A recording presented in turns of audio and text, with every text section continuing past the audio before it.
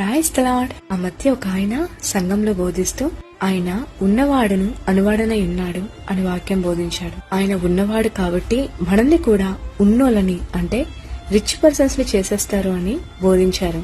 అంటే ఆయన పూర్తిగా వాక్యం తెలిసిన వ్యక్తే అంటారా? బోధకుడు ఫుల్పిట్ ఎక్కి ఏది బోధించినా సరే అది పరిశుద్ధాత్మ ప్రేరేపణైనా నేడు అనేకులు బైబిల్ చదివి వాక్యానుసారమైన నమ్మకాలు ఏర్పరచుకోవాల్సింది పోయి బోధకులు ఏది చెప్తే అది గుడ్డిగా నమ్మి వాక్యాలను కూడా వారికి అనుగుణంగా మార్చుకుంటున్నారు. నిస్తమా బైబిల్లో లేని దేనిని, బైబిల్లో ధృవీకరించిన దేనిని మనం స్వీకరించవద్దు, విశ్వసించవద్దు, అలానే అనుసరించవద్దు. ఎందుకంటే సత్యబోధలో దేవుడు వేటిని ప్రాముఖ్యమైనవిగా ఎత్తి చూపాడో ఈనాడు వాటిని అనవసరమైనవిగా చిత్రీకరించి దేవుడు వేటిని అనవసరమైనవిగా ఎంచాడో వాటిని అవసరమైనవిగా ఎంచి పెద్దపీట వేయడం కూడా అబద్ధబోధే అవుతుంది కదా. కనుక నీ హృదయం నీకు బోధించడాన్ని ఆపేసి నీ హృదయానికి నీవే వాక్యమైన లేఖనాలు బోధించు.